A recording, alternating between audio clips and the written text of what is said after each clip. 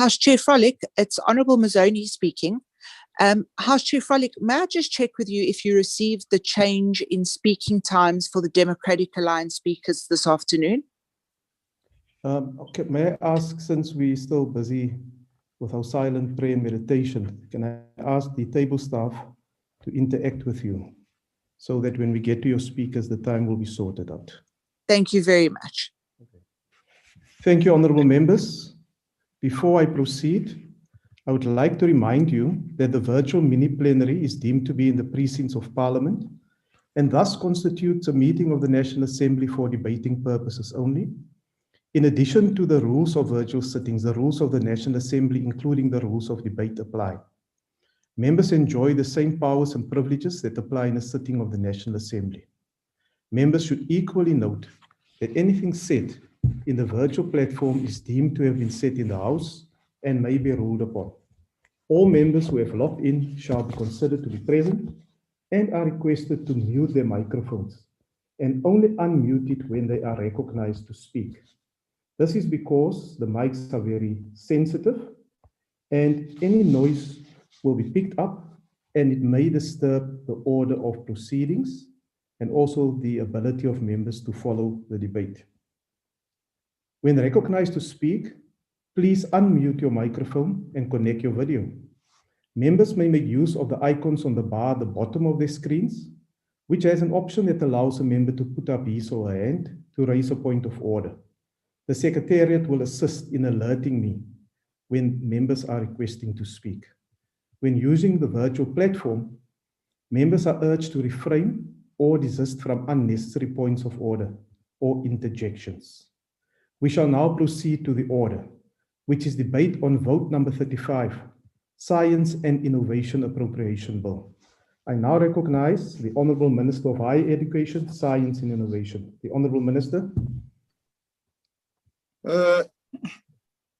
Honourable House Chairperson, Mr. Frolick, Honourable Members of Parliament, Cabinet colleagues who are present, our Deputy Minister of Higher Education, Science and Innovation, Honourable Butimana Mela, members of the Portfolio Committee on Higher Education, Science and Technology, led by its Honourable Chairperson, Mr. Philima Pulane, the Director General of the Department, Dr. Philim Jwaga, officials of the Department of Science and Technology, my special advisors and the ministry team, chairpersons and CEOs of our entities, invited guests, ladies and gentlemen. This marks our third budget vote of the 6th Democratic Parliament. I'm pleased to inform the House that Cabinet recently approved our draft decadal plan for the process to finalize a decadal plan for science, technology, and innovation, STI as we call it, so that we drive a government-wide, including broader societal agenda of our national system of innovation. The decadal plan is premised on advancing a whole-of-government approach and ultimately a whole-of-society approach to innovation in South Africa. Like the rest of government and our society in general, our national system of innovation has been affected by the COVID-19 pandemic. This pandemic has changed life as we know it, but it has also taught us some important lessons. One of the lessons is that investing in science is vital for South Africa's future and its development, especially investing in science and during the period of a pandemic. Our science and innovation investment made in the past decades led to us building expertise infrastructure and research capacity needed in our response to when diseases strike. Much as our budget is not adequate at all. This was demonstrated when our national system of innovation leveraged our response to this COVID-19 pandemic. Collectively, we were able to respond to COVID-19 in a joint effort that would have made dear Charlotte Maxeke, whose 150th anniversary we celebrated this year, very proud, as a BSc graduate from the United States herself in her own times. These investments and the talent brought into our national system of innovation led our country to produce premier science that is not only assisting us locally, but also contributing to the global body of knowledge on COVID-19. I'm proud, Honorable Chair and Honorable Members, to say that our infrastructure in response to COVID-19 includes the following. The KwaZulu-Natal Research Innovation and Sequencing Platform called CRISP, which saw local scientists lead investigations into the evolutionary characteristics of the virus and detected a new variant dubbed 501YV2. Also, the Center for Proteomic and Genomic Research, and thirdly, the South African Biodiversity Institute, whose research and development portfolio includes pathogen genomics and the skills needed in the areas of vaccine, biochemistry, microbiology, and genetics, among others. We also established an indigenous knowledge-based research team that is investigating 7 monoherbal and 2 multi-herbal medicine formulations with potential relevance to COVID-19.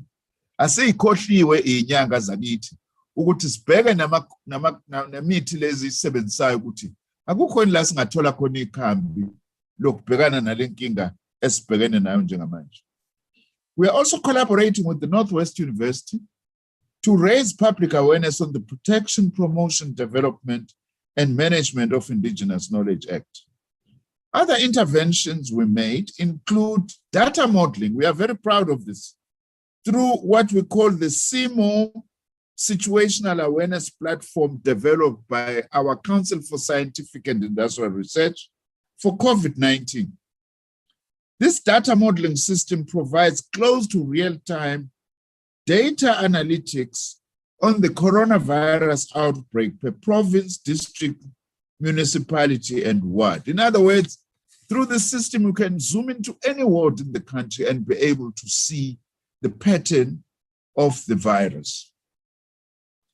Also, we've invested in the South African Population Research Infrastructure Network, SAPRIN, random sample of households research to document the knowledge, behavior, and outcomes of these households in relation to non-pharmaceutical COVID-19 measures. The Human Sciences Research Council, surveys to measure the public response to COVID-19 and the effects of lockdown, as well as the South African Radio Astronomy Observatory National Ventilator Project, which we were doing together with the Department of Trade and Industry and Competition, and the deployment of hydrogen fuel cell systems in hospitals and medical facilities for energy generation. These infrastructure networks and investments were instrumental in allowing our government to respond quickly and effectively in managing the coronavirus outbreak. They also demonstrated our world-class competence in identifying variants and keeping science at the foundation and at the forefront of government decision-making. Cabinet has approved the strategy of DSI to drive a multi-pronged national vaccine production and development strategy to secure our nation's long-term preparedness.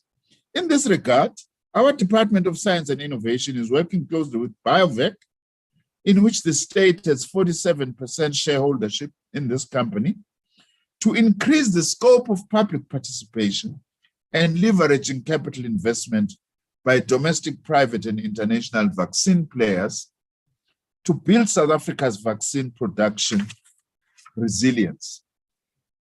Through this, we hope to build strong partnerships with China, Russia, and other BRICS partners, as well as European and North American partners, including Cuba, which is very advanced when it comes to biochemistry and other related disciplines. We are particularly pleased that the commitment of expatriates, most notably Dr. Patrick Sun-Xiong, a former graduate of Wits University, to invest in our nation's future pandemic security. We have also developed the innovation strategy in support of our country's economic reconstruction and recovery plan as announced by our president last year.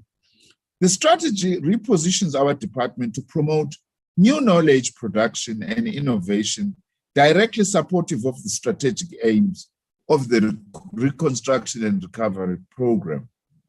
In order to support our human resources development drive through the National Research Foundation, we have awarded at least 3,000 research grants to researchers based at various research performing institutions in our country.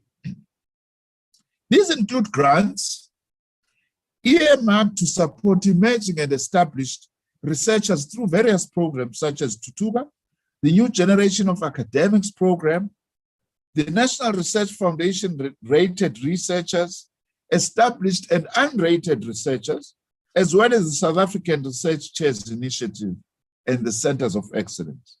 We have also made good progress in the development of the Hydrogen Society Roadmap. Hydrogen South Africa recently completed its second 5-year review, which identified opportunities that would assist in promoting the commercialization. Corruption, Microphone, please. Honorable members, please ensure that when you join the platform, your microphones are switched off. You're causing an unnecessary disturbance when proceedings are underway. The Honorable Minister may continue. Thank you, Honorable Chair. I was saying that Hydrogen South Africa recently completed its second 5-year review, which identified opportunities that would assist in promoting the commercialization of locally developed intellectual property in strategic markets, as well as attracting high levels of participation from local small and medium enterprises. Recent announcements that Toyota and Sasol are now ready to manufacture fuel cell-powered cars is testament to our department's hard work to ensure our full participation in the planned Platinum Valley Industrial Project, which will cover a region stretching from Anglo-Americans, Mogalakwena Platinum Mine near Mukubane, to Johannesburg and Pebble. Through the Agricultural Bio-Innovation Partnership Program, ABIP, we continue to support a number of platforms and multi-stakeholder government industry consortia that include the Wheat Breeding Platform, the Plant Health Consortium, the Climate Resilience Consortium, the Wet Carcass Syndrome Study, and the 2 new agro-processing projects for Cape Alu and maize.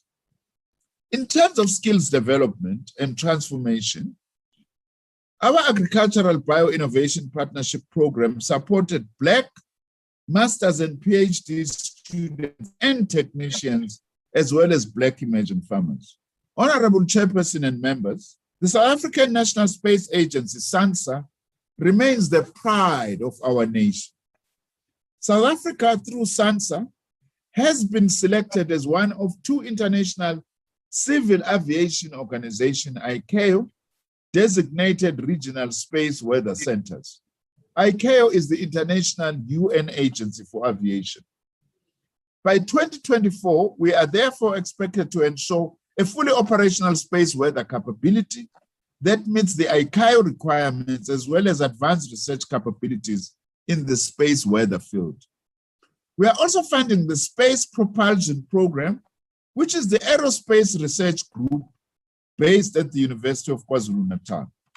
The University of KwaZulu-Natal is currently the only South African university pursuing an applied rocket propulsion program, producing graduates with skills that are sorely needed in advanced manufacturing, aerospace systems design, and computational analysis.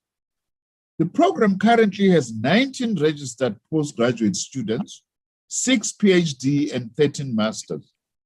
In order to address challenges of ocean governance, as identified by Operation Pakisa, the Cape Peninsula University of Technology, through funding from our Department of Science and Innovation, is leading a consortium that will develop a constellation of low-cost nano-satellites to facilitate South African marine domain awareness, an important dimension of the ocean's economy.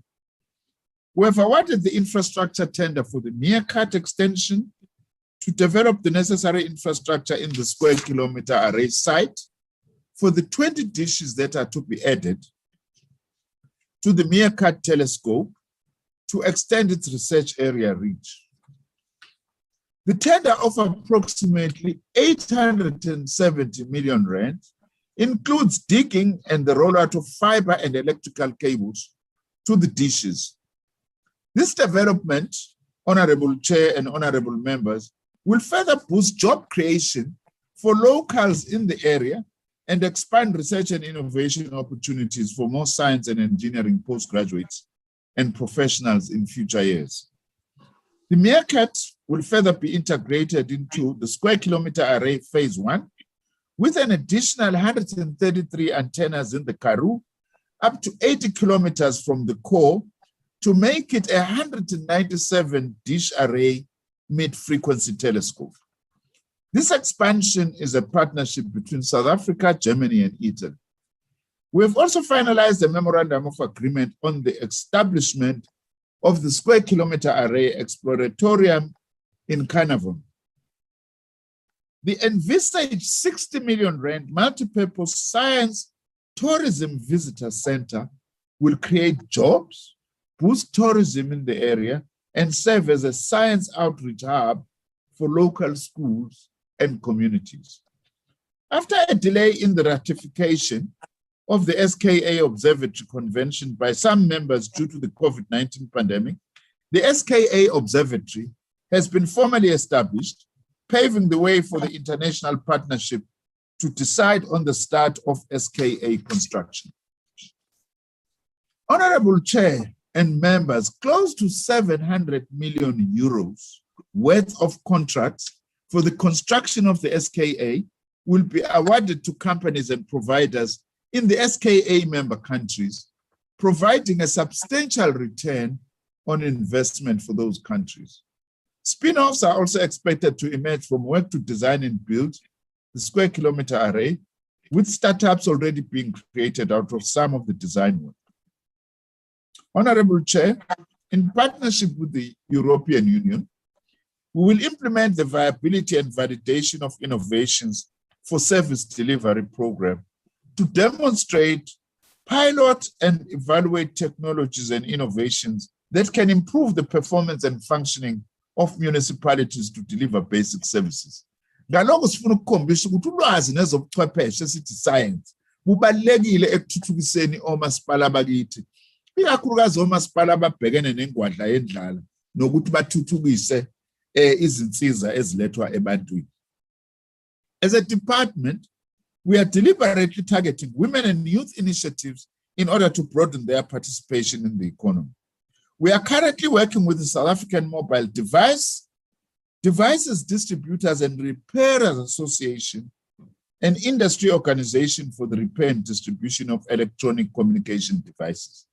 The Media Information and Communication Technologies Sector Education and Training Authority, the MICT SETA, is training 80 technicians in cell phone repair, which will enable them to operate from their areas of origin, mostly townships and peri-urban areas. I also intend bringing the wholesale and retail SETA as a partner in this project. Sikhathele ukuthi ama-cell phone ethu namanje asakhandwa emadolobheni. Sifuna akhandwe emalokishini nasey'ndaweni zasemakhaya. Siqeqeshe intsha yakithi engasebenzi ukuthi ikwazi ukuthi ikhande ama-cellphone ngoba namhlanje akho umuntu ongenayo i-cellphone nodinga ukuthi ihlale ikhandiwe. The solar turtle kiosks concept, which aims to give women and the youth the opportunity to run green enterprises, will be used as repair centers or workshops in areas where there are physical space challenges. The DSI is supporting the National Pathway Management Network as part of the Presidential Youth Employment Intervention. Our main contribution so far has been our facilitation of the development of a youth services platform led by the MLab, which is an important contributor to enabling youth participation in innovation. I'm delighted also to report that our joint funding and implementation of the South African Mining Extraction Research, Development and Innovation Program is in full swing.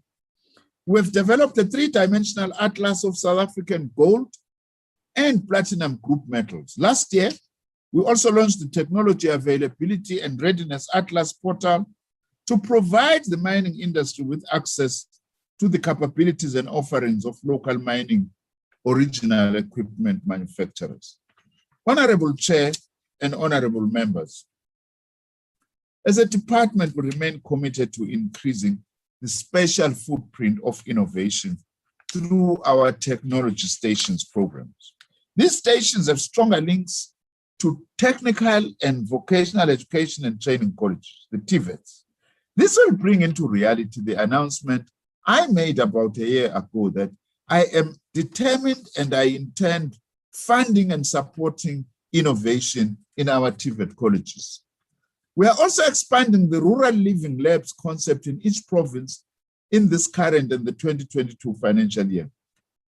These labs will expand programs aimed at equipping young people with 21st century digital skills for employment, supporting grassroots innovators to develop solutions that will help resolve some of the community challenges. We also want to position the National Integrated Cyber Infrastructure System, funded by our department, to play a major role in the post-COVID recovery processes by enabling greater uptake and infusion of high-performance computing in industry, especially for SMMEs. Also, amabhizinisi abancane nabo kufanele bakwazi ukusebenzisa amakhompyutha manje ney'ndlela ezinye ey'phambili ukuqhuba amabhizinisi abo. I can confirm that our department, in partnership with the Department of Communications and Digital Technologies, working with Minister Stella Ndabeni-Abrahams, we have now established the World Economic Forum Center for the Fourth Industrial Revolution, operational, one of the only two on the African continent. However, we had to postpone the inaugural summit as a result of the COVID-19 pandemic. Our department also continues to advance African partnerships in science, technology, and innovation, both with bilateral partners and within the framework of the African Union and the Southern African Development Community. One of our major successes in 2020 was the establishment of the COVID-19 Africa Rapid Grant Fund led by South Africa. This is being managed by the National Research Foundation and is supporting 80 science projects in 17 African countries. As a department, we'll also continue with our preparations to host the World Science Forum, which aims to promote and celebrate international solidarity in science. All the work mentioned and others which I did not mention in this budget speech will be supported by the budget appropriation of 8.9 billion rand, which includes allocations to our agencies. Indeed, much more resources are needed in order to increase investment into research and development, so we increase from the current 0.81% of the GDP of the target of 1.5% as contained in our National Development Plan. As I conclude, I would like to thank our Honorable President, Cyril Ramaphosa, the Deputy President, my Cabinet colleagues, our Deputy Minister Manamela, the Chairperson and members of the Portfolio Committee for their support and guidance. Gratitude also goes to my wife, Pumelele, my staff in the ministry, and to the Director General, Dr. Philip Joacha, my advisors, and the entire Executive Management Committee and staff of the department, the boards and executives of our entities, and everybody who contributed towards the achievement of our mandate as the department. Sifuna ukusho ukuqine lokhu ukuthi ulwazi nobuchwepheshe budlala indawo enkulu ekuthensilwe nezifo esibhekene nazo, sithuthukisa umnotho wethu, sandisa amathuba kosomabhizinisi abancane, kwintsha yakithi kanye nabesimame. Silo mnyango sizimisela ukusebenza nawo wonke umphakathi ukuze senze ubuchwepheshe benze impilo yabantu baseNingizimu Afrika ibe ngcono njengokwesethembiso sikalohulumeni oholwa ukhongolose. With these words, then, I table the budget and request that it be supported for the Department of Science and Innovation 2021 to 2022. Thank you very much, Honorable Chair. Thank you, Honorable Minister. The next speaker is the Honorable Mapulane.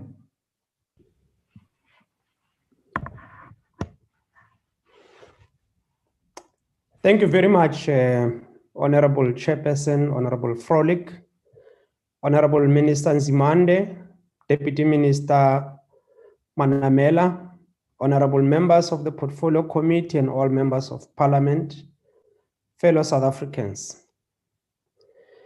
It was Neil deGrasse Tyson, an American astrophysicist, planetary scientist and author, who remarked that, and I quote, "The good thing about science is that it's true whether or not you believe in it," close quote. This simple but profound articulation by Neil Tyson reinforces the significant role and importance that science, technology, and innovation plays in our lives. Science as a base is always true whether you believe it or not, is relevant. Honorable Chair, 2020 was a devastating and extremely difficult year for the entire humanity. The South African economy was not spared the ravages of COVID-19.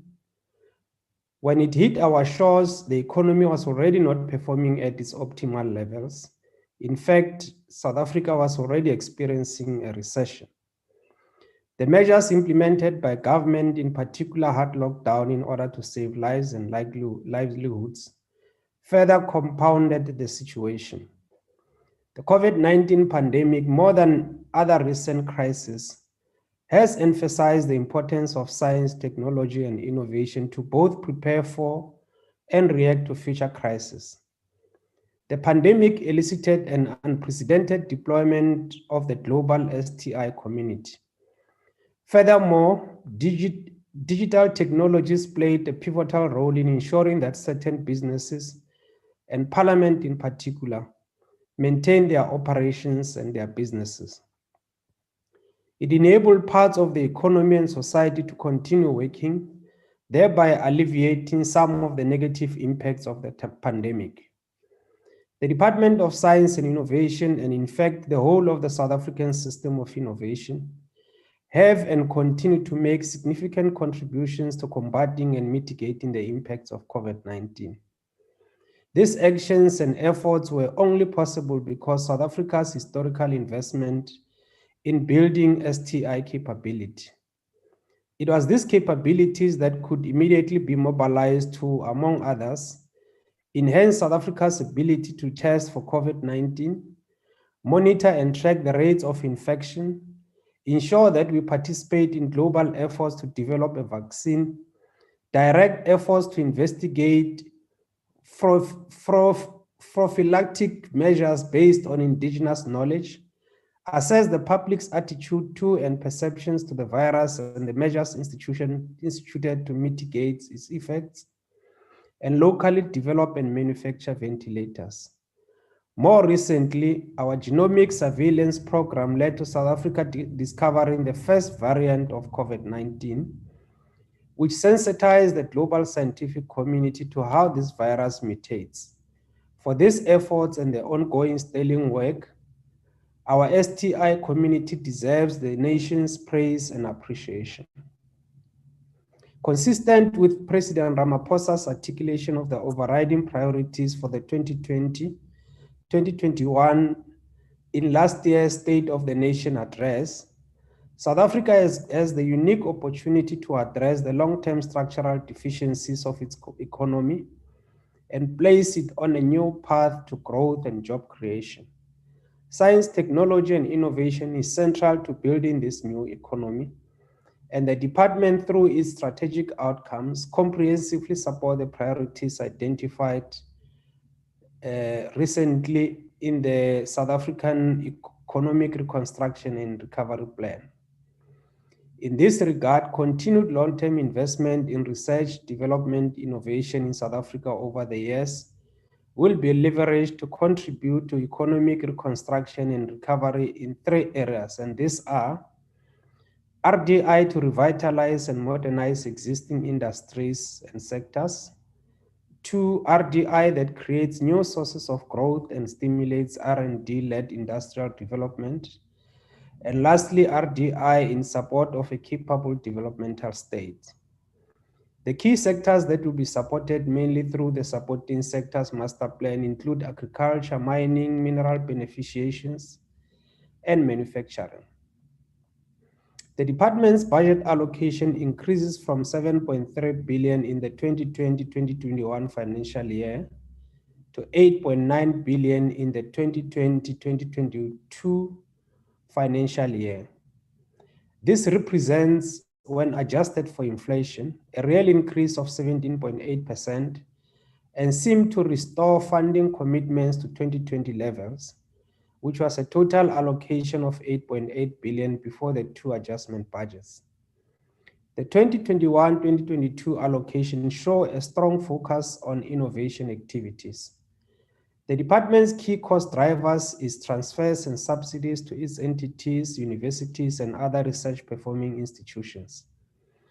In 2021-22, this totals 8.4 billion and represents 93.6% of the department's total budget.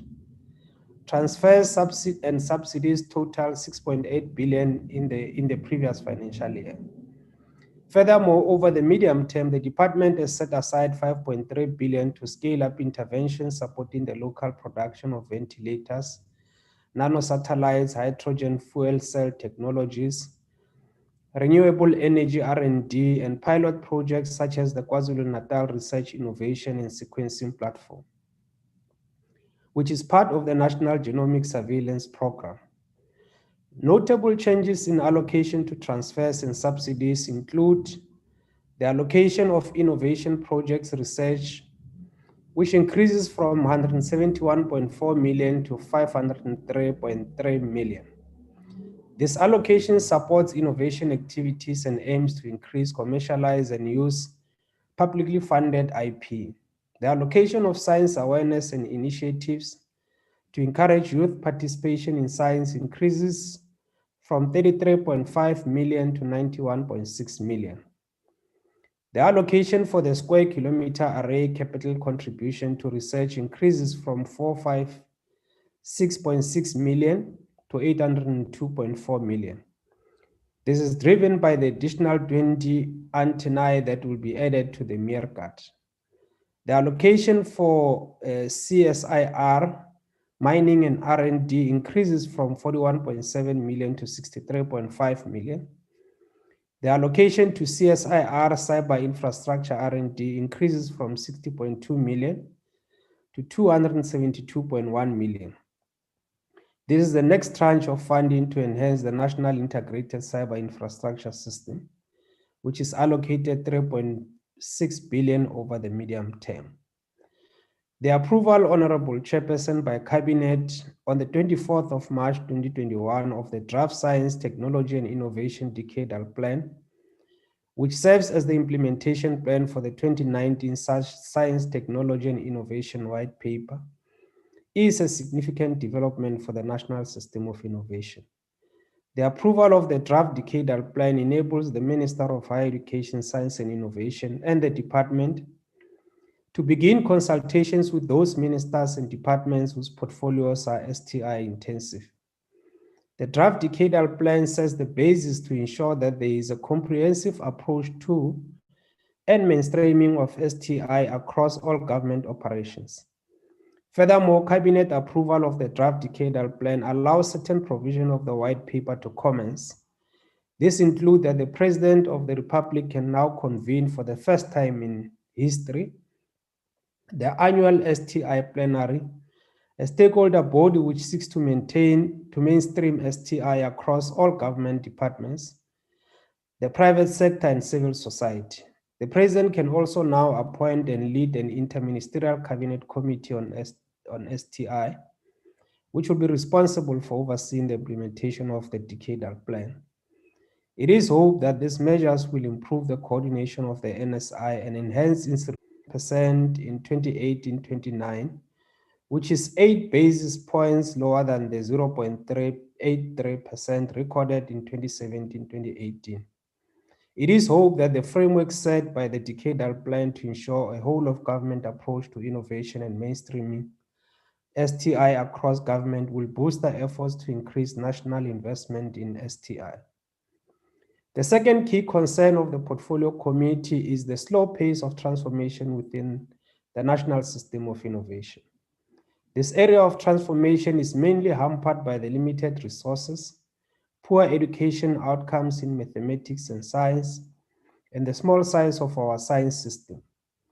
In this regard, we note a new postgraduate funding policy which covers the full cost of study to afford students financial security to continue and finish their degrees, as implemented by the department in 2020 as a measure to accelerate transformation of the NSI. However, this has resulted in fewer students being supported. Along with postgraduate funding policy, the department has developed and is implementing a new transformation framework that considers transformation in 6 dimensions. It is hoped that these initiatives will bring about real change, and the committee will be overseeing this very closely. Additionally, the committee is concerned about the inadequate and declining levels in real terms of the parliamentary grant allocated to the entire science and innovation portfolio, which is a serious concern. This affects skills development and retention, research and innovation outputs, the ability to develop and enhance STI capability, and maintain and acquire infrastructure. The committee recommends that urgent attention be given to the funding models of science councils. Furthermore, the procurement regulations imposed by the Public Finance Management Act make it difficult for the science councils to secure contract income from the public sector. The Science Council depend on this income to ensure their sustainability and execution of the public service mandate.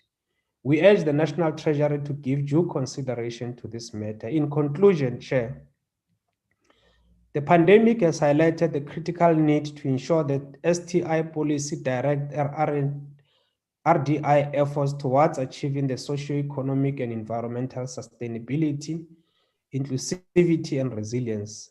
Hence, the resurgent thought that advocates that science, technology, and innovation should be considered as an investment and not merely as an expenditure item against the national fiscal, which should receive urgent attention. The ANC support the adoption of this budget, Honorable Chair, and I thank you. Thank you, Honorable Member. The next speaker is the Honorable Lothriet, and the time of the DA has been adjusted as requested by the Chief Whip. The Honorable Lothriet will have 7 minutes. Honorable Lothriet. Thank you very much, Honorable Chairperson. I served on the Portfolio Committee of Science and Technology during the 5th Parliament, and in preparing for this budget speech, I went back to my last speech on S&T, and that was in 2018. It is very interesting that the Honorable Chairperson of the Portfolio Committee, the Honorable Mapulane, also quotes the astrophysicist Neil deGrasse Tyson. I ended my speech with the following quote: "Innovations in science and technology are the engines of the 21st century economy. If you care about the wealth and health of your nation tomorrow, then you'd better rethink how you allocate taxes to fund science." And then I think, Chairperson, we have to look at where we are in 2021. The world and the country are experiencing one of the worst pandemics in recent history. All across the world and in South Africa, the immediate reaction was, what do the scientists say? How can science help us? Internationally, there was a scramble for getting vaccines developed at unprecedented speed.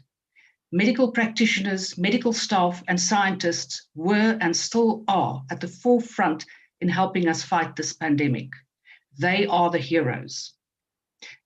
At the same time that we fight against the COVID pandemic, the world also faces the ever-increasing challenge of climate change. Climate change is not going to magically disappear. It needs research, it needs science, and it needs innovation as a matter of urgency and with great speed. There is no time to waste. We are becoming increasingly aware and subjected to the very real reality of water shortages. Not the kind of shortages as a result of poor service delivery in many of our municipalities, but the very real danger of our water resources diminishing due to climate change. But we need scientists to conduct research and innovators to provide us with the solutions for science and innovation. However, science is still treated as the Cinderella. It is still viewed as a nice to have and something we do on the periphery. The golden thread that runs through the department and its entities' presentations is that of uncertainty of financial sustainability. Income losses are a reality that could impact their core functions. It's becoming increasingly more difficult for entities to reach their targets due to inadequate resources, especially human resources. It is also important to note that a reduction in the research budget results in researchers having to rely more and more on outside contract research. This does keep research alive, but the focus area is determined by the sponsor. At this point, we need local research focused on local, real issues. Minister, it's all good and well that the department's decadal plans have been approved by government, but this should be accompanied by a realistic and a feasible budget. Minister, I think the science and innovation community should know whether you put up a fight for science and innovation in cabinet and with the Minister of Finance. Did you point out that science and innovation is at the center of all progress and development, be it social or economic? That science and innovation will play a key role in our economic recovery after the pandemic. Did you fight for science, or did you rather support bailouts for failing SOEs? A strong, lively, and viable science and innovation sector will be crucial to create an environment that will attract investment we so dearly need. This is a department that needs all the support it can get. Year after year, we praise and congratulate the department for the extraordinary work they do. And Minister, you have done that today. You have given us a list of all the achievements, all the interventions, and we applaud the department and its entities. You have even said that they are punching above their weight. But Minister, it shouldn't be like that. This department should be adequately funded. Year after year, we see a budget not really improving, in fact, declining. And the department even had to make plans when there was a blanket across the board budget cut. Surely this shows that science is not the government's priority. Minister, what have you done to ensure that the research done by the department and its entities are taken up by your fellow ministers? Why is there such a low uptake?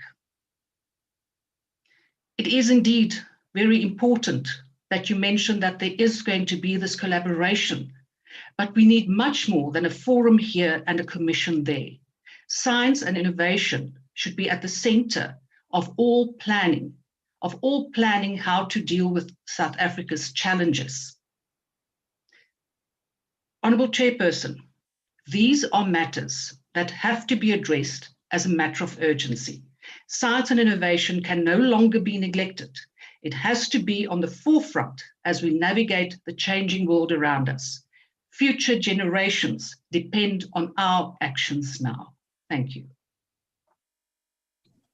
Thank you, Honourable Member. The next speaker is the Honourable Tambo.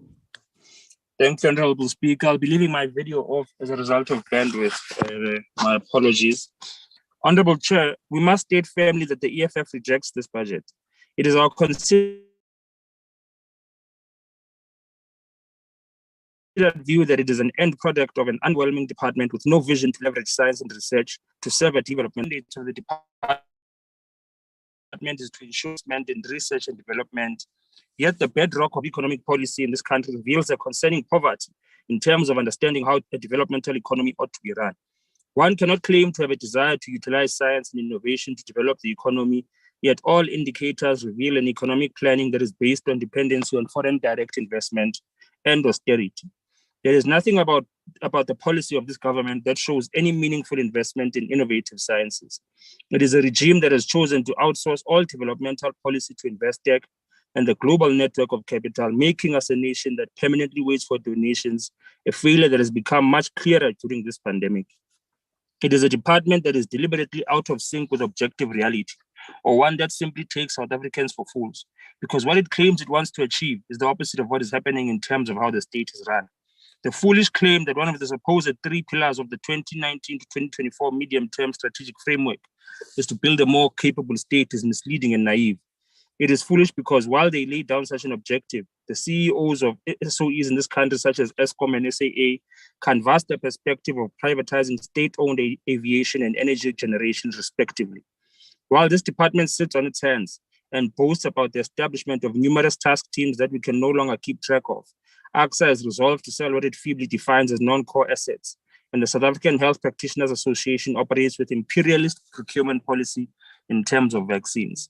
To talk about the failure of vaccine efforts would be to actively look for depression, as we are vulnerable today because of this department's impotency in innovative sciences. While this department claims that science and innovation efforts must be mainstream across all sectors of governance, South Africa regresses into reactionary policy, leaving us to wonder whether they make any contribution to policy development at a cabinet level. It is the EFF that has raised in the portfolio committee that this department seemingly exists to speak to itself, because all relevant entities conceded that they play no meaningful role in economic policy development and the posture towards state-owned enterprises. The mandate for policy has been surrendered to the private sector, and this becomes more apparent by day. But perhaps let us display how even if the department were to be saved from its obscure position in policy contribution, their contributions would remain insignificant. While the country grapples with levels of unemployment that would lead to civil war in any other nation, this department seeks to create jobs and transform the economy through a meager 1.1% increase in GDP investment, through expenditure on research and development. This is supposedly to make us competitive through ICT adoption. The bubble that the department exists in is further displayed when alluding to their second key priority, being education, skills, and health. Just last week, we debated the higher education budget, in which we revealed that 6.8 billion will be cut from NSFAS and over 900 million will be cut from TVET infrastructure grants. These cuts will significantly impact access to higher education, with the department conceding that this means that enrollments in the sector will have to be decreased. Despite this, the Department for Science and Innovation seems to have as a priority expanding access to post-higher education. Despite the higher education sector that has withheld qualifications of over 106,000 graduates and continues to financially exclude thousands from education because of money, this department somehow has a pipe dream priority of increasing Black lecturers. There is seemingly no grasp of cause and consequence, which is why they speak outside the realm of reality. There's no understanding that the medium-term budget cut of 1.7 billion makes any objective centering of science and innovation in job creation and industrialization unworkable. The decrease from 16.8 million to 6.6 million, and thereafter 6.8 million to the National Research Foundation for Research and Development in Indigenous Knowledge Systems reveals a government not willing to invest in developing internal capacity in knowledge production, research, and innovation. And this is an indicator of a self-hating commitment to imperialism. Instead of prioritizing local developmental initiatives, the department has chosen to increase allocation of the budget to travel, subsistence, venues, and facilities, instead of increasing ICT capacity to ensure that international cooperation occurs through the use of economically conservative systems. They are excited to be tourists rather than to allocate funds sensibly for developmental purposes. To close on a note that is telling of this government's lack of commitment to create dependable African innovation and science initiatives, the allocation to technology localization, beneficiation, and advanced manufacturing has decreased by 92.1 million. And this is the crux of the rat-minded approach to development in this country. Without localized development, massive inward industrialization, the establishment of quality pharmaceutical capacity, and the centering of SOEs, the developmental project in this country is doomed for failure.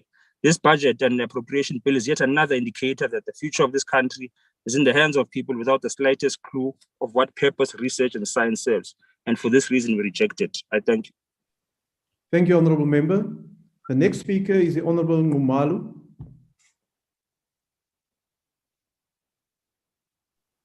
Honorable Chairperson, Yes, Honorable Honourable- Singh. Yes, sorry, Honorable Nxumalo is having some connectivity problems, so may I continue with his speech and debate? Yes, you may proceed, Honorable Member. Thank you very much, Honorable Chairperson. Honorable Chairperson, the fact that Honorable Nxumalo is having these connectivity problems highlights, Minister, the need for innovation when it comes to the provision of adequate and appropriate network coverage, particularly in rural areas. And I don't think it's only Honorable Nxumalo that goes through this problem, but many members of Parliament and the public out there have to, endure these problems. So I hope you'd look into that arena with the service providers, the major service providers of mobile network. Chairperson, this budget vote comes at a time when the world is still reeling from the devastating effects of the COVID-19 pandemic.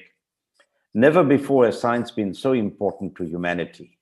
The pandemic has shown us that we need innovative solutions to address health and other challenges, be it in the education sector, in the manufacturing sector, or any other sector. The pandemic has also brought to us the reality that funding for science and innovation requires a long-term commitment to developing the capacity to address national emergencies and global challenges. For this reason, we cannot ignore the importance of giving this department a strong budget. We cannot deliver on the promises of the fourth industrial revolution if we do not fund science and innovation. For us to fully benefit from the fourth industrial revolution, we must have a robust funding framework for this department. If we do not do that, we will continue to buy foreign technology, which we could have produced locally, and we will continue to rely on other states to help us solve problems in South Africa. An example in this regard is the issue of the COVID-19 vaccine. Since the outbreak of the pandemic, other states have produced vaccines due to the strength of their funding for science and innovation. We could have done the same if only sufficient funding had been provided for this department in the long term, and if we had put an aggressive plan for science and innovation in place at the dawn of our democracy.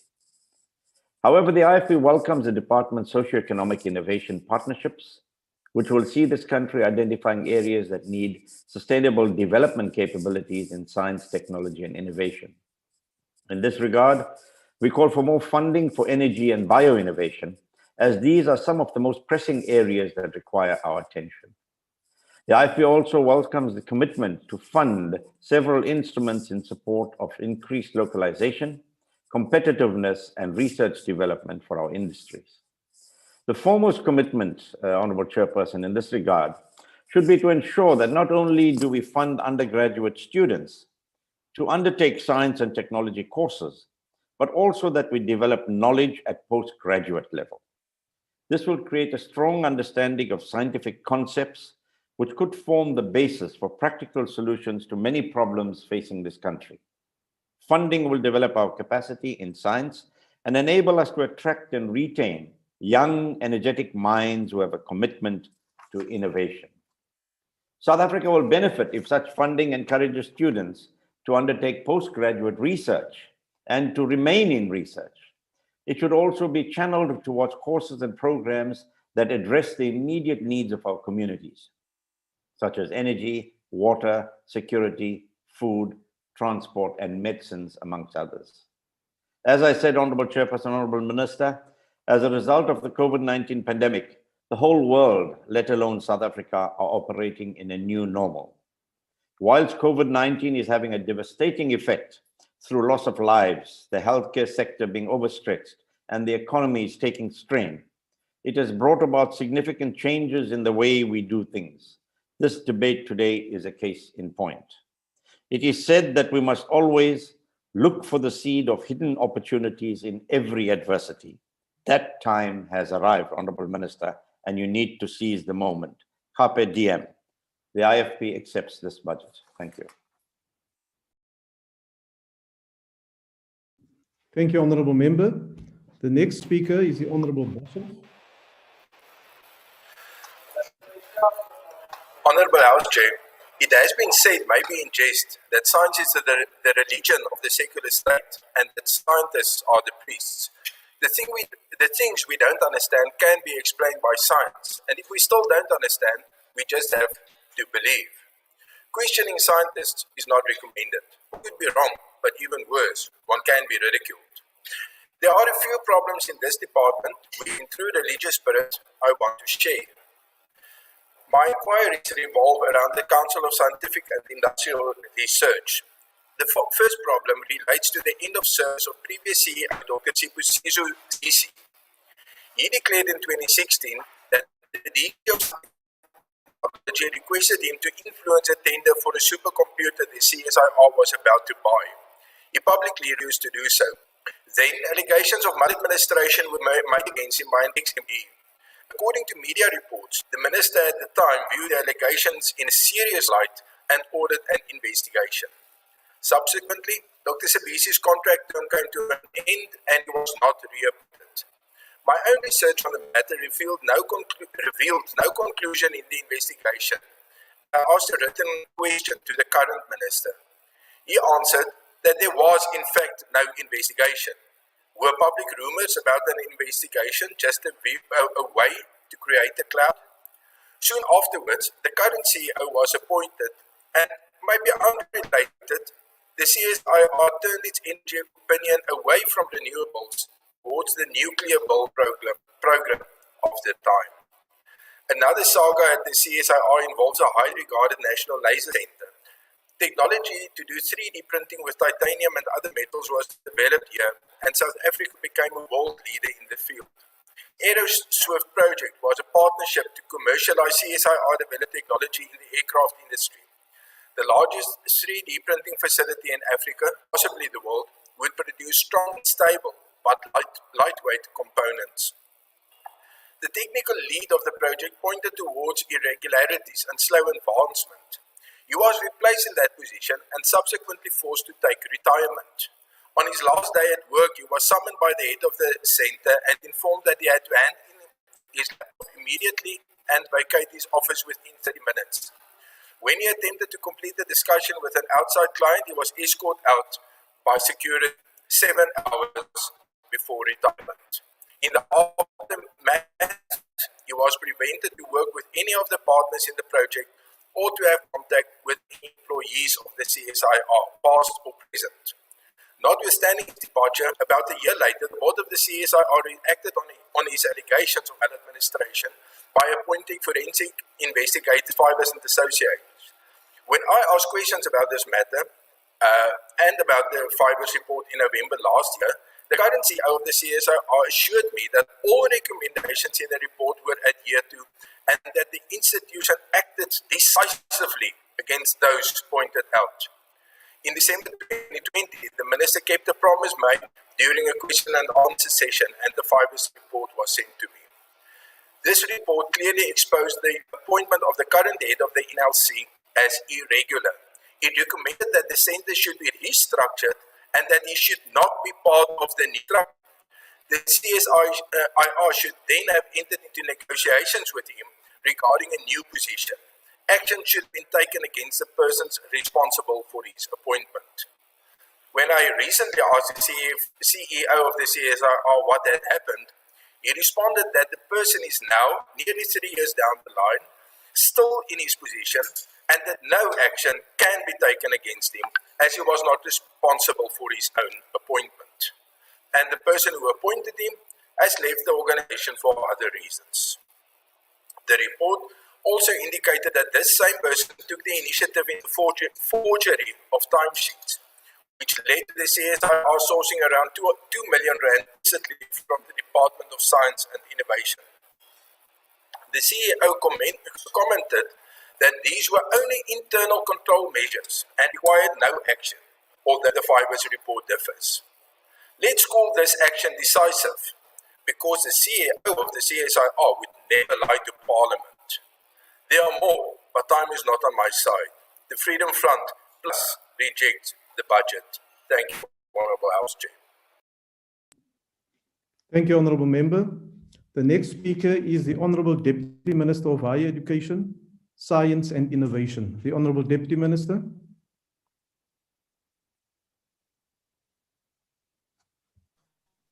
Thank you. Thank you, Honourable Chairperson,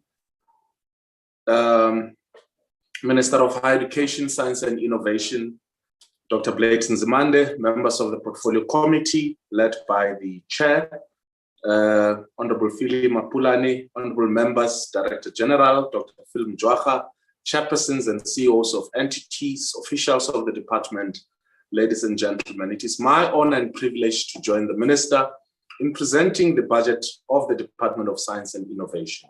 I dedicate this address to the people of Palestine and do so with a sincere hope that one day they too will know the taste of liberty and dignity.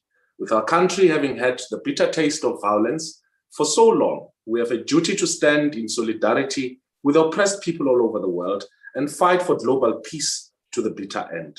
As long as the people of Palestine live in ever-present fear, with women and children losing their life and limb mercilessly at the hands of an imposing power, we too cannot claim our freedom. There is no doubt, honorable members, that the COVID-19 pandemic has turned our world upside down. It has not just changed the way our institutions function, it has essentially changed life as we know it. This new reality has tested humanity's will to survive, but it has also tested the agility of our national system of innovation. Like all state institutions, we as the Department of Science and Innovation have had to reorientate our resources and programs in support of our nation's response to the COVID-19 pandemic. As alluded to by the Minister, our technology stations leaped into the breach immediately.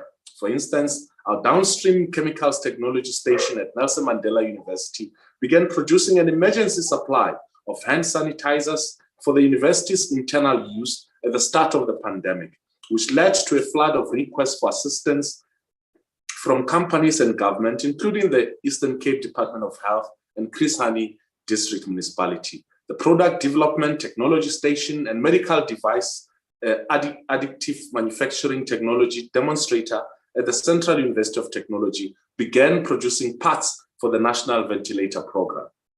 Owing to the exceptional product development capabilities in the province, the high-quality FMP2 CUT clinician respirator was developed, manufactured, tested, and regulated, all within 2 months. Honorable members, such response would not have been possible without our deliberate investment in the development of human capital.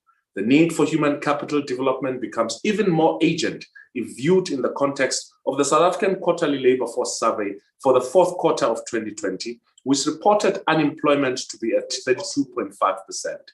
As you may be aware, this rate was even higher among young people between the ages of 15 and 34. In addition to the persistence of historical and structural factors, unemployment in South Africa is exacerbated by a lack of workplace skills and formal experience. In response to this complex challenge, through our Youth into Science strategy in the 2020-2021 financial year, we've placed 605 unemployed science, technology, engineering, and mathematics graduates with various institutions, where they are able to provide services to communities and gain workplace experience. We pay them monthly stipends of up to 6,000, depending on qualifications for their entire duration of 12 months in this program of the DSI. This intervention has seen steady progress since its inception in 2008 and has yielded a 72% success rate. In support of skills development through a hydrogen fuel cell training validatory program that has trained 17 unemployed TVET graduates, they will be deployed as technicians for the hydrogen fuel system across the country.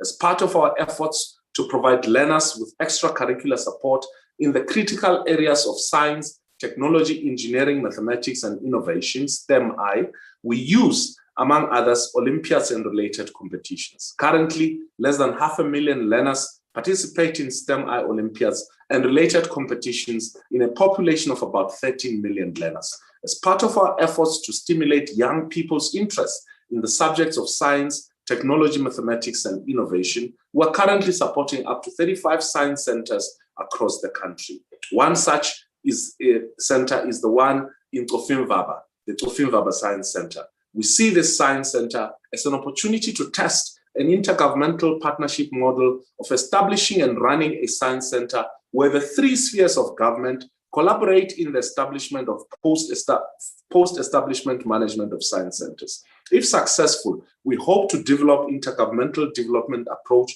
of science centers modeled around Tsofimvaba Science Center. It may please honorable members to know that we intend to launch the Tsofimvaba Science Center as part of the 2021 Youth Month celebration. For scientific innovation to achieve broad societal impact, we need a capable, efficient, and agile state. As part of our contribution in this respect, in partnership with the South African government, the Human Science Research Council, and the University of KwaZulu-Natal, we will be broadening the use of the Municipal Innovation Maturity Index, MIMI. MIMI is a decision support tool designed to measure the innovation capabilities and practices of municipalities and their readiness to adopt innovations to improve the delivery of basic services. In the coming months, this initiative will be launched nationally to increase the percentage of municipalities participating in the MIMI initiative to over 50%, to enhance the efficiency and agility of the state, and in particular, our department's capacity to implement its programs in all 9 provinces over the past 3 years. Through the CSIR, we've implemented the Regional Innovation Support Program, RISP. This program seeks to facilitate the establishment of innovation support interventions on behalf of the department. Honorable members, we are pleased to report that the RISP program has grown from 3 initiatives in 2018 to 16 initiatives in 2020. There are currently interventions in most of our provinces. One of the key themes of my address at last year's budget vote debate was about how best to position our country to respond creatively to the 4th Industrial Revolution. In partnership with the National Department of Human Settlement, KZN Department of Human Settlement, and the University of Johannesburg, we're currently piloting the use of 3D printing technologies for the construction of houses. This flagship project will be tested in housing units and will be used to assess the policy implications, social acceptance, and financial implications of 3D printed homes in the built environment. This project will also support the participation of local SMMEs and entrepreneurs in the localization of 3D printing machines for the human settlement sector. Also related to the 4th Industrial Revolution technologies, we are pleased to report that progress is being made with a framework for quantum technology research and innovation in South Africa. The framework identifies niche opportunities that could kickstart a quantum technology industry in South Africa with modest investments. The potential application of quantum computing cut across many industries and could help leapfrog the local high-tech industry to the forefront of the 4th Industrial Revolution.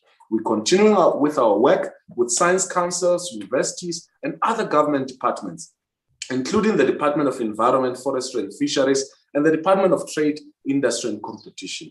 Our efforts are aimed at research, development, and innovation in such areas as materials flow analysis, the beneficiations of forestry biomass, waste streams, electronic waste dismantling and processing technology, marine plastic pollution, the use of waste public in road construction, and integrating waste pickers into the economy. All these interventions are aimed at meeting the Paris Agreement's objectives of a low-carbon world, enabling a shift towards the circular economy that will be characterized by paradigms such as eco-innovation, a low-carbon economy, resource efficiency, the bioeconomy, and environmental technology. As far as future projects are concerned, in the 2021-22 financial year, 2 additional research infrastructure will be established as part of the continued rollout of the South African Research Infrastructure Roadmap. These are the nano-macrofine manufacturing facility and the South African Polar Research Infrastructure.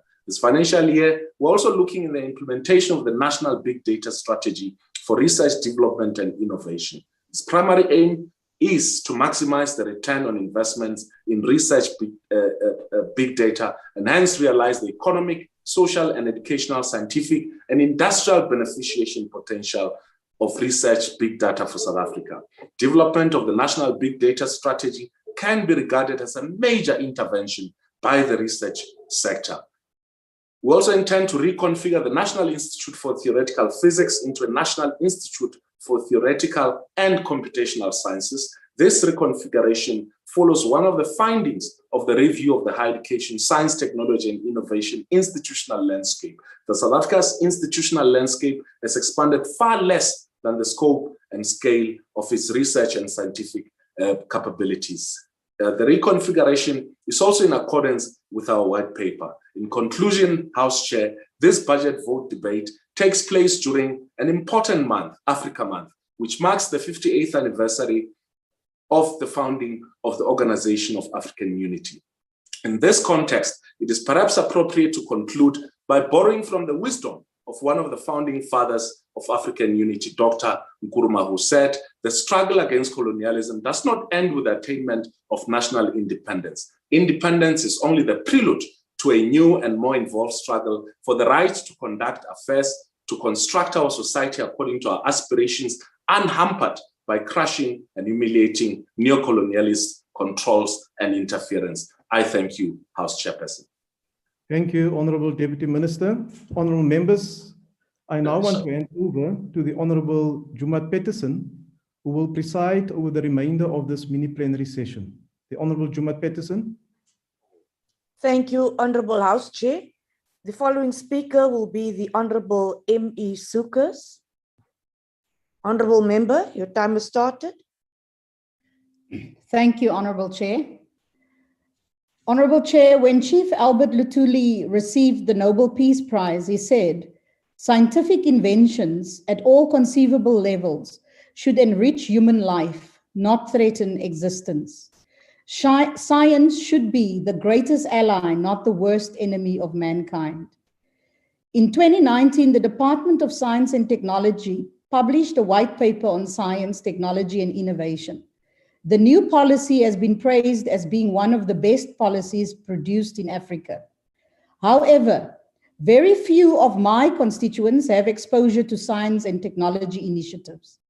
This must be addressed through close coordination between the departments of basic education, higher education, science, and technology. But we must also heed Chief Luthuli's words, and these initiatives must enrich the lives of our people in a direct and tangible way. Not only does there need to be a close coordination between departments, but government departments need to ensure that policy making is research-based and data-led. It is our contention that, especially in respect to socio-economic impact assessments, this is not happening. The SEIAs that we have seen, especially in basic education, are poorly researched, and we appreciate the undertaking for partnerships that would bring improvement in this regard. This should be a key focus of the Department of Science and Technology, and I hope that we will see the department offering this support and that we will see quality SEIAs in the future. Engagement with communities with science and technology will also be successful if the values of our people are respected. In the quote I mentioned at the beginning of this speech, Chair, Chief Luthuli was speaking of the threat of nuclear war and making the point that science and technology cannot be divorced from ethics and ethical considerations. Unfortunately, there is little mention in the white paper or this budget of the need for science and technology to be guided by ethics. Too often, people of faith are excluded from scientific research at all levels because the environment is hostile to their ethical concerns. This means that when decisions are made, the ethical concerns of the majority of our people are ignored. The ACDP calls on the department to make ethical considerations a priority and to ensure that the voices of people of faith are included and their voices heard when any decisions regarding science and technology are made. In this way, we honor the wisdom of a man of deep faith, Chief Albert Luthuli. In closing, the ACDP wish to reiterate our stance that there should be prayers for the peace in the Middle East and for all role players to consider the cost of human lives in the current conflict. I thank you. Thank you, Honorable Sukas. The UDM, do you have a speaker? If none, ANC, Honorable Subia. Thank you, Honorable Chairperson. The history of humanity has in different epochs inverted and transformed matter through science to different developments which have revolutionized society. It is scientific inventions and the application of science which has produced solutions to numerous challenges which are a threat to humanity. For South Africa to resolve its domestic challenges and to contribute to global developments, we have to ensure that we provide sufficient support to promote science and develop scientists in various fields of studies. The coronavirus pandemic has demonstrated the importance of science in bringing about solutions which protects us during this current health crisis.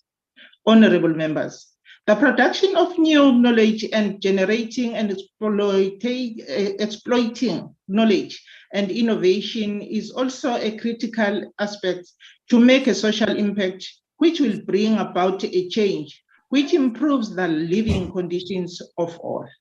This budget vote 35 on science and innovation is a critical budget in providing support to research and the development of postgraduates and academics.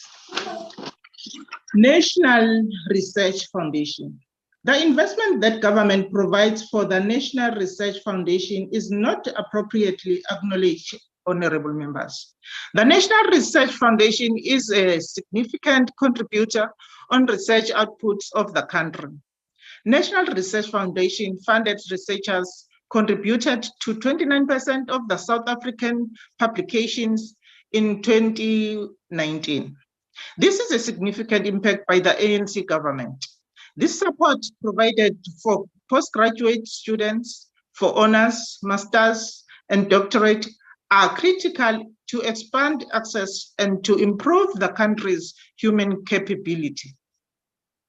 The research grants for various research fields have increased research output, producing new knowledge and bringing about various innovations and developments. We must note the impact of the pandemic on the financial capacity of the National Research Foundation, as the budget reprioritization of 2020 required funds to be allocated for the fight against the pandemic as an urgent priority.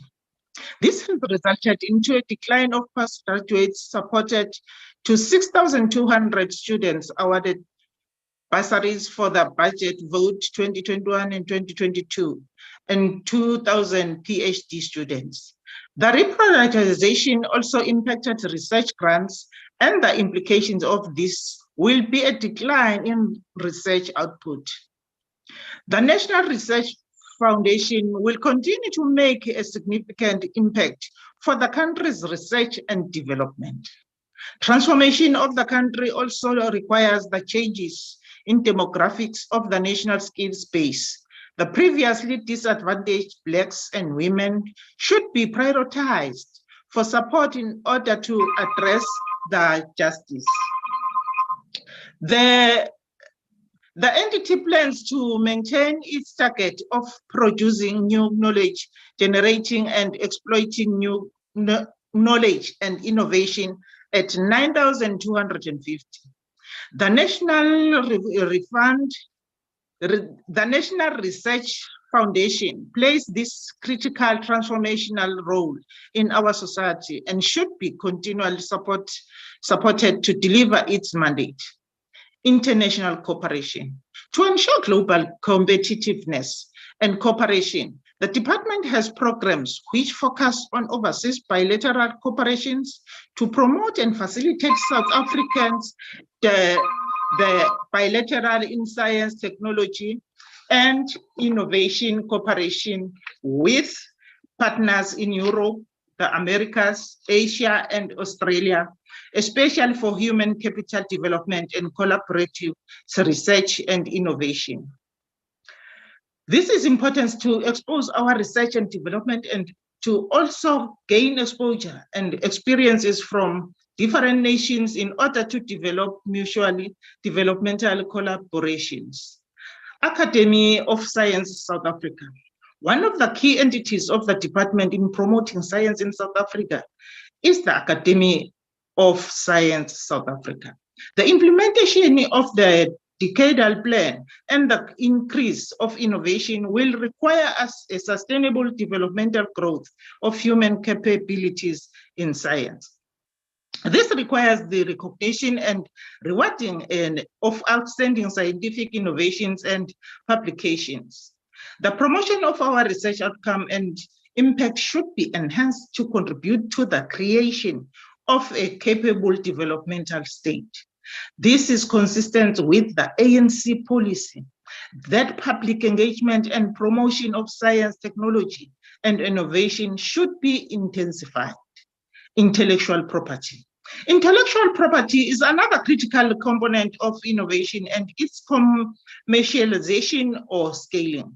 Our government and its institutions should be a critical player in creating markets for domestic technological solutions, which can improve the capacity of the state of developments by entrepreneurs and innovators, as supported by the department and its entities, including those from the private sector. The pandemic has shown the necessity of technological solutions, and we need to locally develop technology and deploy it in support of the use of innovation in implementing state policies in basic education, health, infrastructure project scoping, district and local municipal governance. We have to harness these skills internationally through government policy. Government, labor, and business should encourage the use and increase their uptake of locally produced technologies. Governance capacity. We should also commend the department for maintaining an unqualified audit outcome with entities with good governance system. We are confident that the department will continue to use its budget allocation effectively and efficiently to ensure the outcomes of the department are achieved. The African National Congress supports this budget vote, which is tabled under strained economic conditions. We are confident it will contribute in achieving the objectives of the white paper on science and innovation and the decadal plan. The budget supports the key programs of the department. The economic reconstruction and recovery plan requires skills and innovation to create an inclusive economy, and science should benefit the public as demonstrated during the pandemic. Thank you very much, Honorable Member. The following would be from the AIC. If none, the next speaker from the PAC. If none, the following speaker, I call upon the Honorable N.I. Tarabella Mashesi. Honorable Member, you now have 6 minutes instead of the 5. You may start. Thank you, Chair. Honorable Chair, our fight against COVID-19 continues. With a number of those dying from this pandemic rising daily, we can't help but to be alarmed, and the slow vaccination pace has become a grave concern to our citizens. And on this, on behalf of the Democratic Alliance, I would like to express our heartfelt condolences. May those who lost the battle against COVID-19 rest in peace.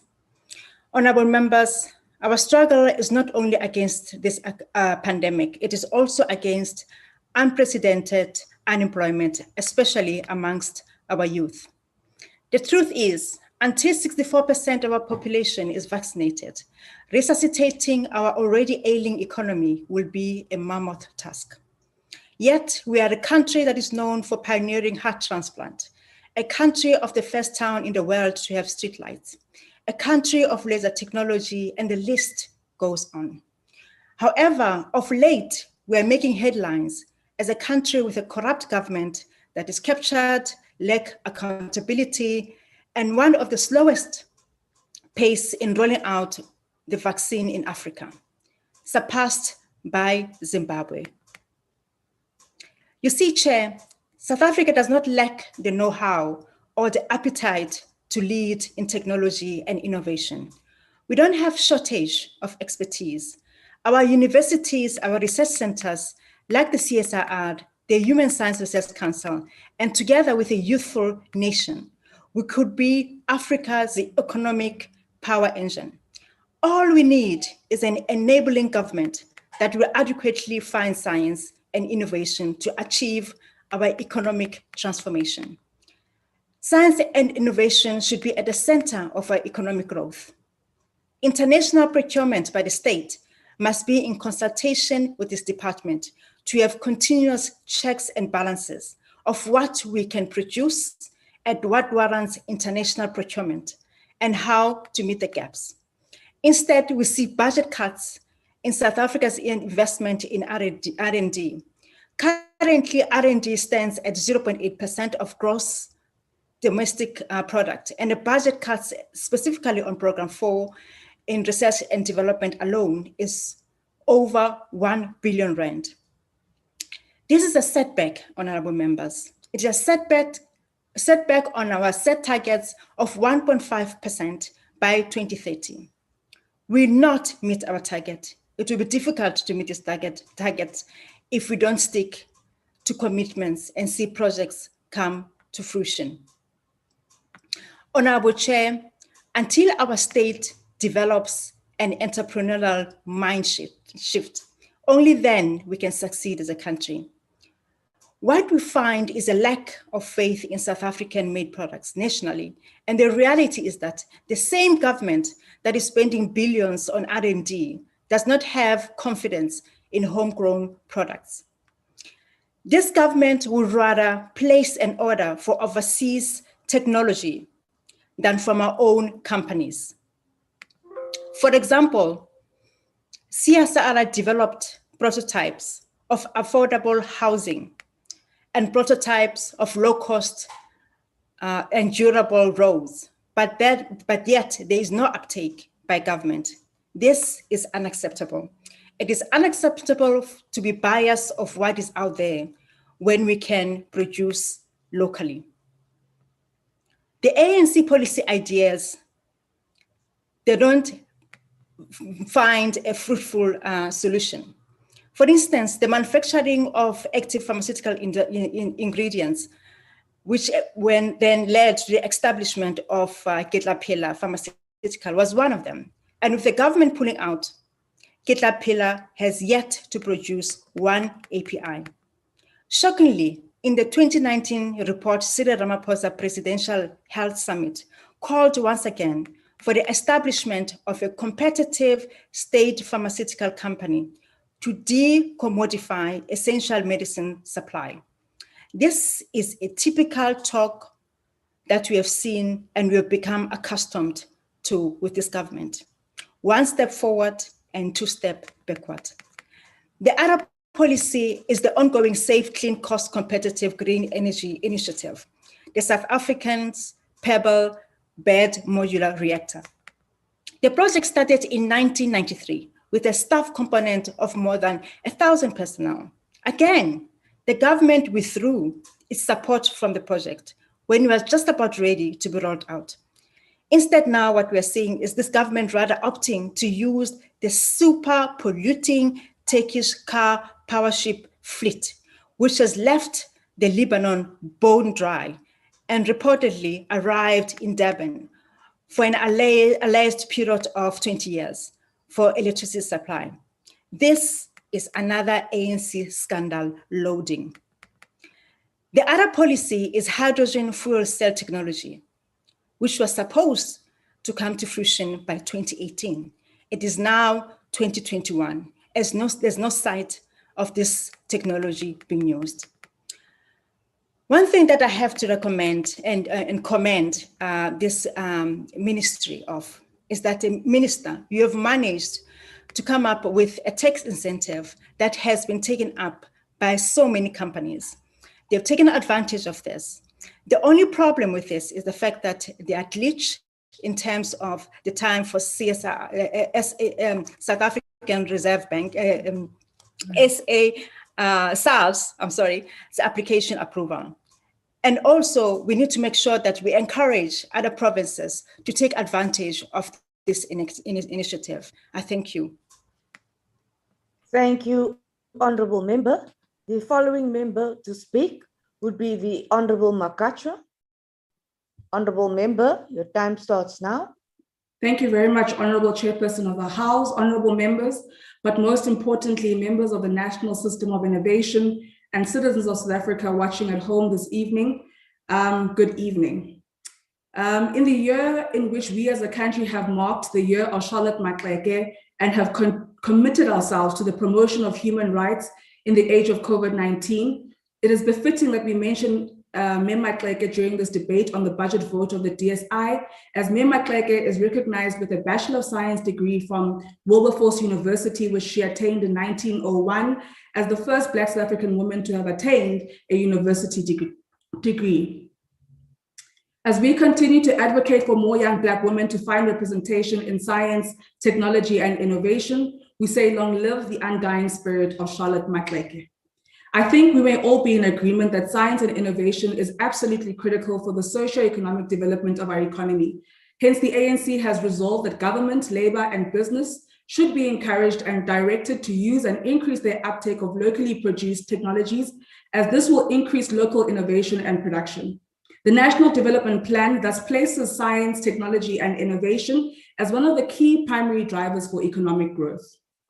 Picking up from Honorable Mamsibia's remarks on women in science and innovation, in relation to the legacy of Mem Maxeke regarding the representation of young Black women in science and innovation, we were highly concerned as the ANC post the budget adjustments of 2020-2021, where we saw a decline in the budget allocation for Program 4 on research, development, and support, because this decline would then impact the financial muscle of the department to achieve outcome 2 in relation to the needed percentage increase of women and Black researchers in South Africa's research and academic workforce, as well as the needed increase in PhD qualified teaching and research staff.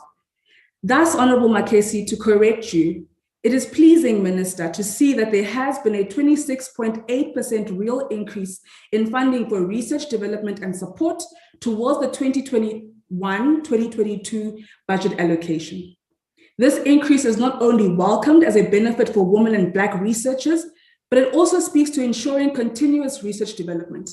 You see, this moment during which the entire globe has found itself affected by the COVID-19 pandemic affirms the importance of scientific research and development as a tool not only to be used to solve problems of the immediate or the known problems, but also unforeseen problems or crises such as this pandemic. One of the reasons why South Africa is one of the leading global research and innovation forces in responding to the pandemic is because of the history of investment that we have put into research and development. Thus, continued and increased investment in research and development remains critical for enhancing our resilience to cope with future crises. And I think all honorable members, from Honorable Lord Triet, who unfortunately we were not in, the fairy tale Cinderella, where we could have our fairy godfather, Tito Mboweni, wave his magic wand and increase the budget allocation. But I think the true sentiment that most members have here is that, Minister, we really need to increase the funding towards science and innovation because of the amazing work that is being done, particularly because the work that's being done in this department directly impacts the realities of society. So Honorable Sukus, I disagree with you that the work of the department does not respond directly to the needs of ordinary South Africans. This pandemic has shown us that indeed it does. It responded to a matter of life and death. But now let's speak on the case of 32-year-old UKZN science graduate Sandile Cele, together with his colleagues at the Africa Health Research Institute, making groundbreaking discoveries around the COVID variant 501YV2 earlier in the year, which is testament again to the great work that is being done by the South African National System of Innovation.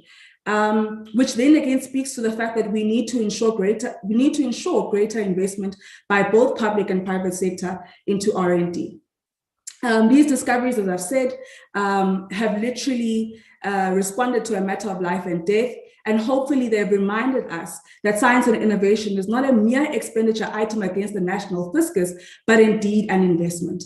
Investment by the private sector in research and development remains a concern, and as such, we support the publishing of a paper by Treasury inviting public comment on the future of the research and development tax incentive, in line with the sentiments of the President Ramaphosa on a social compact between public and private sector amongst other institutions in the country. We must see increased investment by the private sector in order for us to near our goal of spending 1.1% of our GDP on research and development in the medium-term strategic framework ending in 2024. Despite the negative impacts of the reductions in the parliamentary grant towards the CSIR in 2020-2021, in the 2020-2021 adjustments as a consequence of COVID, we can all agree that the CSIR has made a significant contribution in supporting the national public and private sector response to COVID. In fact, all the entities of the DSI have really contributed a lot to responding to this particular pandemic. Just last year, the CSIR demonstrated the capability of the state to develop its domestic manufacturing capacity in order to increase our industrial base and thus addressing unemployment and poverty. And we saw this with the 20,000 ventilators through the National Ventilator Project of Government, which government is now considering exporting some of the ventilators into the rest of the continent. And so we welcome the increased budget allocations towards the CSIR for the year 2021-2022. Indigenous knowledge systems in the form of traditional medicine have played a recognizable role in the response to COVID-19. This era of COVID-19 has reignited our appreciation for traditional medicine and systems at large. As the ANC, we remain committed to undoing the historic injustice of the neglect of African pedagogy by ensuring the protection, promotion, and development and ethical management of indigenous knowledge. And so, committed to the implementation of the IKS Act, we welcome the redirection of funds from the NRF towards the Special Services Delivery Unit as a way of ensuring that the necessary funding and direct focus is given to the implementation of the IKS Act. Honorable members, one believes that during the constituency period, we all engage with our constituents and take umpago from the conversations that we have. In this last constituency period that we just had, I had a conversation with a young lady called Tulisile Kanyile, who is a PhD candidate in an HIV pathogenesis research unit and the co-founder of Nkatuto EduPropeller. Nkatuto EduPropeller has a mission to advance innovation, science, and creativity in previously disadvantaged communities with the vision to develop problem-solving skills through teaching science research principles and creating platforms to commercialize science and engineering solutions. When I asked Ms. Kanyile what her concerns as a young Black woman scientist were, she shared her concerns around, firstly, a delayed exposure of young people to innovation. She expressed that young people who were furthering their studies in science, technology, and engineering and mathematics STEM only got to turn their research into innovation and then maybe commercialize it at a much later stage. Furthermore, she raised concerns around the lack of awareness and integration of STEM opportunities beyond STEM institutions, thus having many STEM graduates unemployed or working in fields completely out of their desired spec.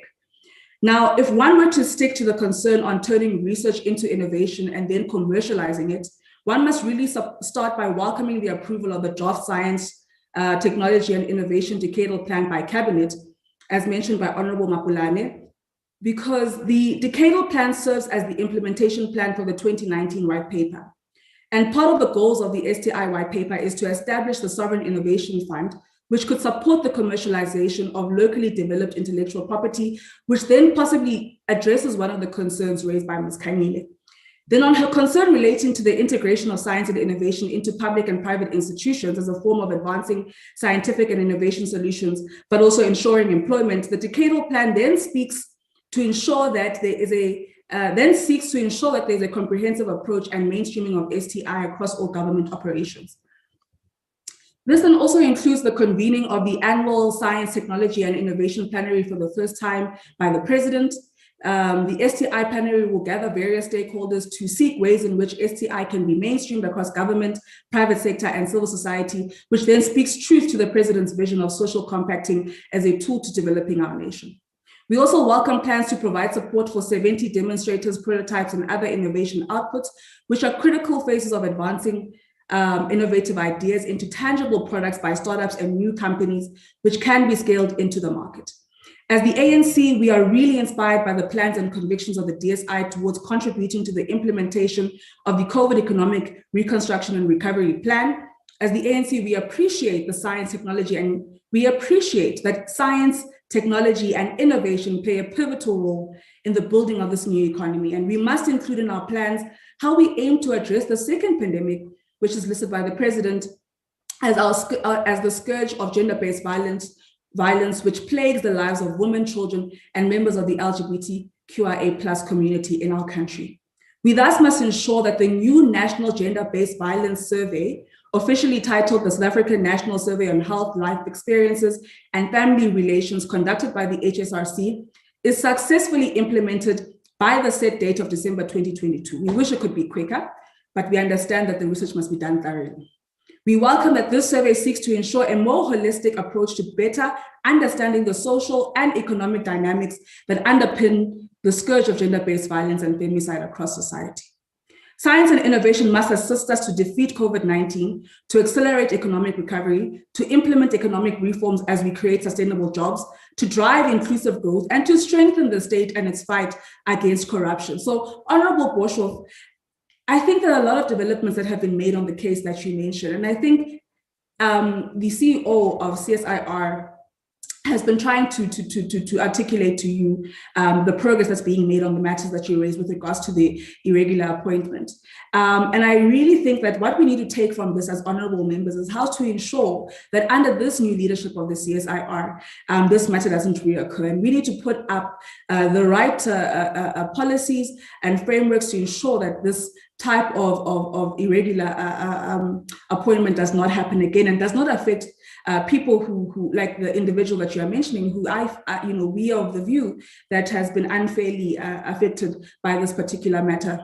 But what we must also ensure as we try and recover our economy, and we use science to do so, is that we do so with a transformed, intersectional, representative, and inclusive national system of innovation, a system that will ensure that these disparities that have been highlighted by the COVID-19 pandemic do not cease to exist in our communities. Honorable Chairperson of the session, thank you so much. The ANC supports this budget. And we know, Honorable Mapulane, we've got many views that have emerged in this debate from members who the PMG archives, have never really engaged in our portfolio committee meetings in relation to the DSI. It's really good to see these members engage on this budget. But thank you so much, and we also thank the Honourable Singh for accepting the budget on behalf of the IFP and Honourable Nxumalo. Thank you so much, Chair. Thank you, Honourable Member. The following speaker would be the Honourable Minister. Honourable Minister, the opportunity is yours now. Thank you very much, Honourable House Chair. Let me start by thanking all those who supported this budget, and in particular also to thank members of the Committee of the ANC, the Chairperson, Honourable Mapulane, Umamusbia, and Honourable Mkhacho. And I do need to say also, Honourable Chair, today is a special birthday, is a birthday for a very special South African, the late Walter Sisulu.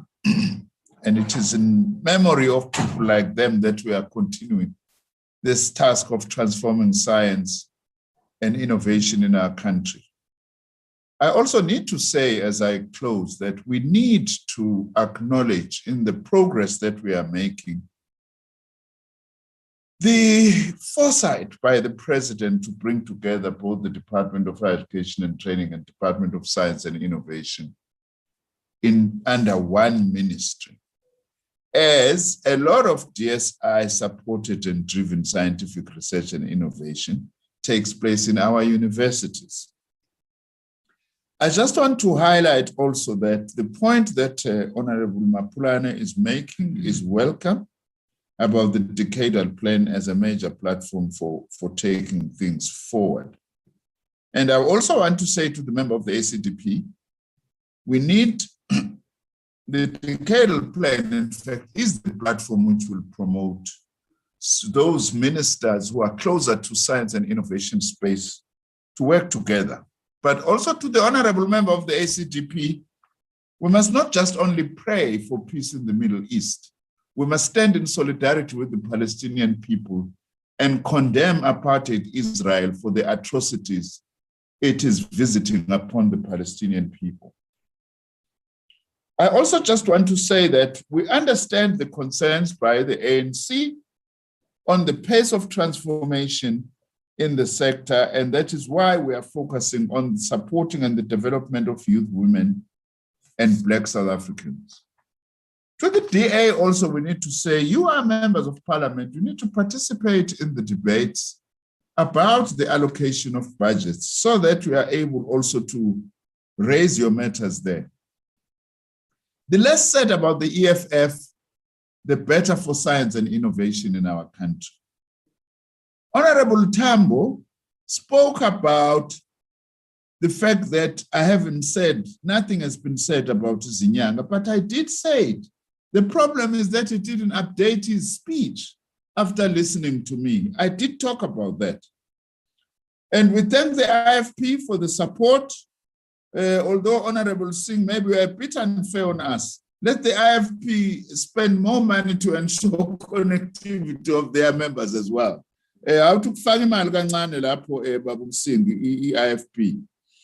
I think that Honorable Mkhatshwa has answered the points really raised by Honorable also of the Freedom Front Plus, that all the matters he's talking about in the CSIR has been concluded and no one was found guilty. And also that the NLC matter is with the CCMA. I want to assure him that I insist as minister that where there is wrongdoing and problems or disputes, I insist with our entities that these must be dealt with swiftly and progressively so that we are not left with unattended problems. I do want to acknowledge what Honorable Makesi has said about the role that is played by our R&D tax incentives, a point also that has been underlined by Honorable Nompendu. Hey, maningi amathuba la kwezobuchwepheshe noso-science. Sicela nifunde ey'ngane zakwethu. Nithathe wonke la mathuba ngoba ikusasa laleli lizwe lisezandleni zenu. Sasifuni nje intsha kuphela ukuthi ithuthuke, kodwa sifuna ukuthi ithuthuke ngokuthi ifunde. Iye ey'koleni, ibe oso-science ngoba izwe namhlanje selidinga abantu abafundile. Lolu uxhaso enilithola kuhulumeni nilwamukele ngezandla zombili ukuze sikwazi ukuthi sisebenze sakhe South Africa. Eyoba South Africa enenqubekela phambili nekusasa leni elikhanyayo. Ngiyabonga. Thank you very much. Bye, Dankie, Honorable Forsetter. Thank you, Honorable Minister. Thank you, Honorable Deputy Minister. Thank you, Honorable Frolik. To the members who participate in the debate, thank you very much. The members who attended, we appreciate that. Honorable members, the House is now adjourned. Thank you very much. Long live science and innovation, long live.